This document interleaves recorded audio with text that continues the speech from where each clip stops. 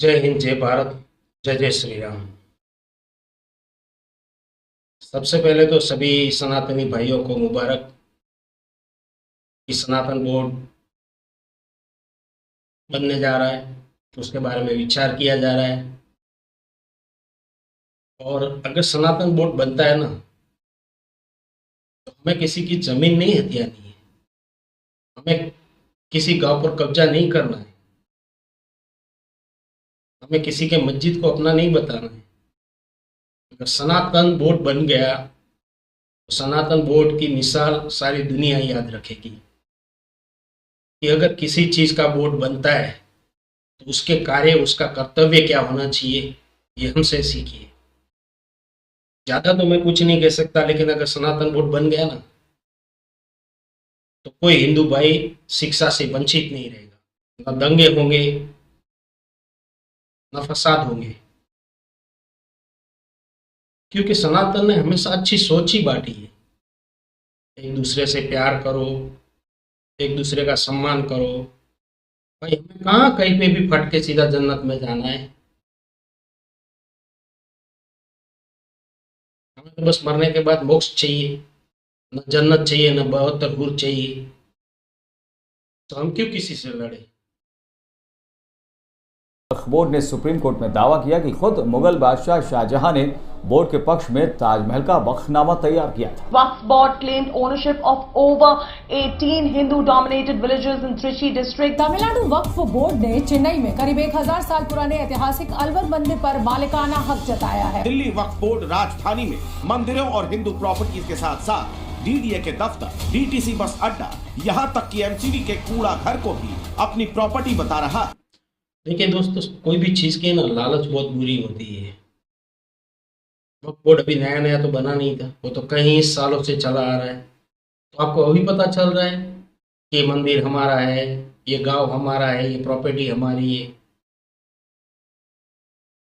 सरकार जब मजबूर होती है ना चारों तरफ से, तब जाके वो फैसला लेती है।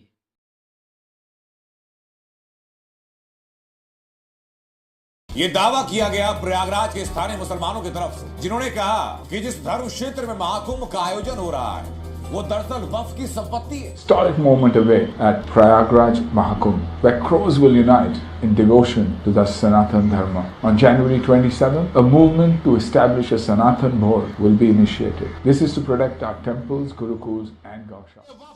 का कानून बनेगा तो मुल्क में सोशल इंस्टेबिलिटी पैदा होगी। वक्फ के लिए फायदेमंद नहीं रहेंगे, बल्कि वक्फ को बर्बाद कर देंगे।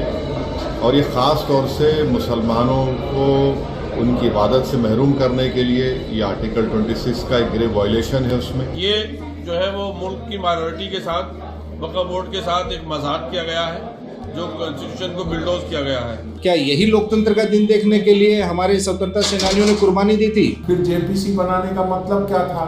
आपको मनमानी करनी है, आप करते रहिए।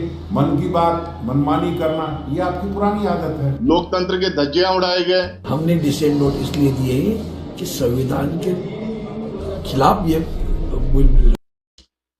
दोस्तों, मैं किसी और की बात नहीं करता, मैं मेरी बात करता हूँ। मुझे चाहिए कि मैं जिस चीज पे उंगली रख दूं वो मेरी हो जानी चाहिए। कानून कुछ भी ना बोले, सरकार कुछ भी ना बोले, ऐसा कैसे हो सकता है? फिर बाकी लोगों का क्या? लोग तो सवाल करेंगे। गांव के गांव वक्फ बोर्ड ने उन पर दावा ठोक दिया। ये तो भाई आपको सोचना चाहिए ना।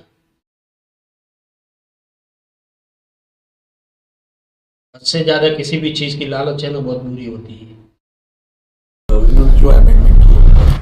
Sir, I am cautioning and warning this government. I am cautioning and warning this government. If you bring and make a waqf law in the present form, which will be violation of Article 25, 26 and 14, it will lead to social instability in this country. It has been rejected by the entire Muslim community. No waqf property will be left. Nothing will be left, I say. You want to make India Viksit Bharat? We want Viksit Bharat. You want this country to take back into 80s and early 90s? It will be your responsibility. Because as a proud Indian Muslim, I will not lose an inch of my masjid. Forget about a masjid. I will not lose an inch of my dargah. I will not allow that. We will no more say and come and give a diplomatic talk over here.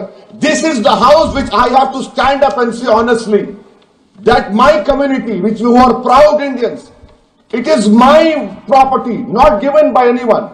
You cannot snatch it away from me. Waqf is a form of a worship for me. Sir. सबसे ज्यादा अगर कोई हंगामा कर रहा है ना वक्फ property को लेकर तो वो है हमारे ओवैसी साहब।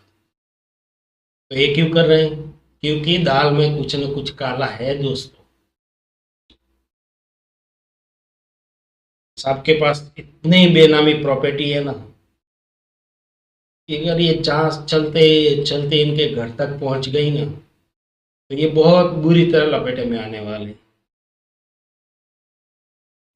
खैर छोड़िए, सरकार का काम है वक्फ बिल को लेकर क्या संशोधन करती है उसमें, लेकिन हम तो